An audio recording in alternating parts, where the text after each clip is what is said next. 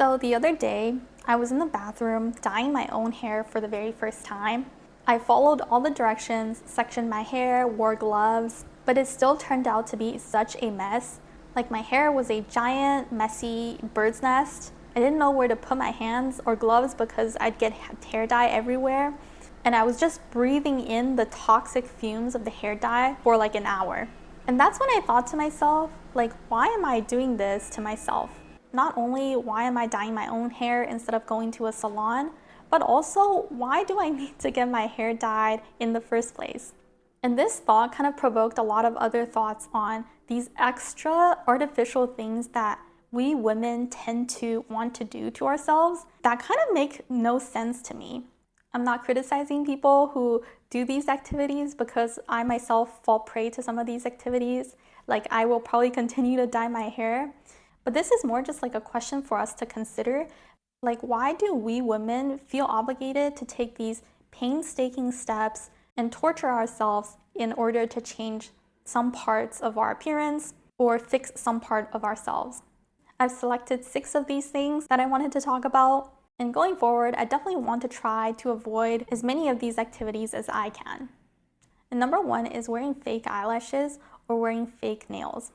This one is honestly something I just don't really get.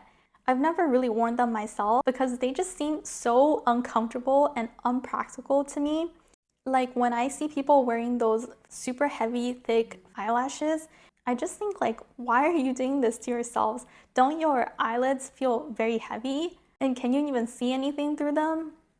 And then with the fake nails, same thing. Like, why take the time to put on all that toxic acrylic or fake nails onto your own natural nails just to have your hands not be able to do anything afterwards?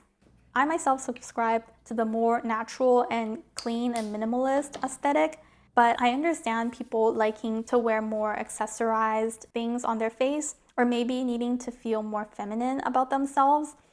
But at the same time, I just feel like these two things are so extreme and so artificial that they're completely unnecessary. Number 2 is excessive skincare. I guess I fell into this trap when I was younger, back when those like 7-step Korean skincare routines were super trendy. I also bought a lot of bottles to try on, but now I honestly think they're kind of a waste of money because not only do these things not work, they're also just layers of chemicals that you're putting onto your own skin. And your skin really might be absorbing some of the chemicals and they cannot be good for your body.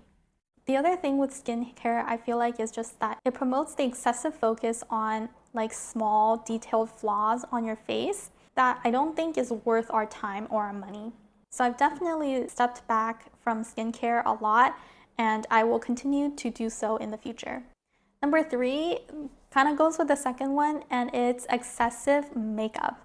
So this one can be super controversial, I know. Makeup has become like a hobby for a lot of people that I definitely don't want to attack on. But for people who don't actually enjoy wearing a lot of makeup, I say just stop. You don't need to wear makeup or change the way you look. If you're not comfortable showing to the world your own skin and how you look just naturally, then you probably have a lot of deeper insecurities. And it's important to solve those insecurities rather than just covering up your face. And I think about the mornings where sometimes I'll put on like a little bit of lipstick or wear some mascara and it'll take me like an extra 10 minutes to get ready. And then I think about my boyfriend who literally never does anything to his face and just gets up and goes to work. And he has just saved like 15 or 20 minutes of his life to do other more interesting things. And that's when I really wondered, like, why do I have to do this to myself? So now I'm an advocate for all girls who don't want to wear any makeup to just try as much as they can to not wear any makeup. I think we really have to reverse the trend of women needing to always look their best in order to feel their best. I don't think looking your best needs to be a precondition to feeling your best. Your self-worth and your self-confidence should be coming from a lot of other things instead of your face or your hair. The next one is wearing very revealing, tight, and uncomfortable clothes.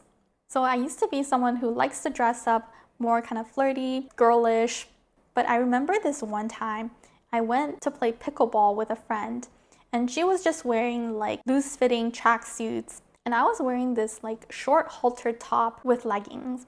And we played against this dad and son duo who we didn't really know, and the little boy was about like 12 years old. And the entire time we played, I felt like the little boy was like afraid to look at me or just avoided looking directly at me. Instead, he just talked to his dad or talked to my friend.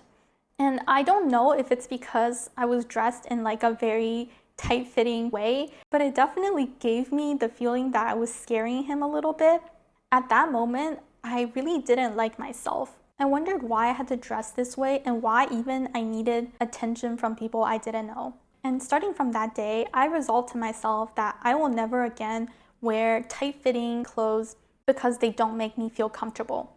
I don't want to be getting all of this attention from other people because it's not true attractiveness and it's not true respect. I want to win friendship and respect because people like me as a person, not because I look a certain way. And so this is a question to all of the young girls out there. What kind of attention do you really want to get?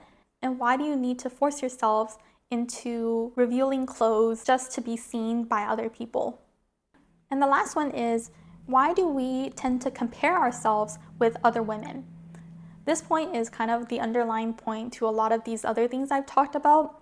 A lot of times it's not that we're the initiators and we wanted to wear a lot of makeup or wear revealing clothes. It's rather that our friends are doing this or most of the people we hang out with are doing this. We feel like we need to be on the same frequency and we feel like we shouldn't be behind. But there's obviously no such thing as being really behind or ahead. When you look at yourself as a whole package, you are just a completely different person from someone else. And yeah, some people who don't know you might compare like your height or your face with another person. But for people who really do know you, they know you by your whole package. They know you by your demeanor, by the way you speak, the way you act, how funny you are, how kind you are. They're not only focusing on a 2D print of your appearance. So just stop comparing yourself with anybody else on any front, because all that's going to do is just make you feel less confident and less happy about yourself. I also subscribe to the philosophy that we need to find out who we really are truly deep within us, and we can only find that by staying true to ourselves and not looking outside of us at what everyone else is doing. So in conclusion, I'm not blaming or criticizing anyone for doing these things. I think we're all on a growth journey, and it took me all of these years to figure these things out myself. When I think about the women that I truly admire in this world, they're definitely not the women who are the most beautiful or the ones who have the most sex appeal. Rather, they're women who are just strong, spectacular human beings. Like they're interesting, funny, kind, passionate people. I specifically look up to a lot of artists, musicians, who just have their own style of being, but also women who are very close to me, who are very real. So while they are adventurous, strong, kind, all of these things, they also have their own flaws. So in a way, we all need to zoom out when we look at ourselves and stop obsessing over some small detail on how we look, and maybe start thinking about some of the other qualities that we have, and just overall think about how we can become more deep and interesting people. Anyways, these are just some thoughts that popped into my head. I hope you found this conversation interesting, and check out my channel for other similar videos. Thank you so much for watching today, and I hope you have a peaceful rest of the day. Bye.